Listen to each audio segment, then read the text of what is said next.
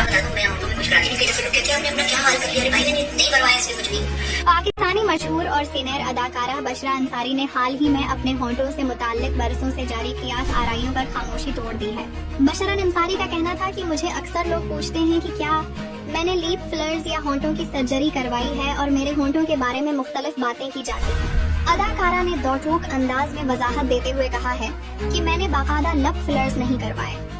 میرے ہونٹ قدرتی طور پر پتلے ہیں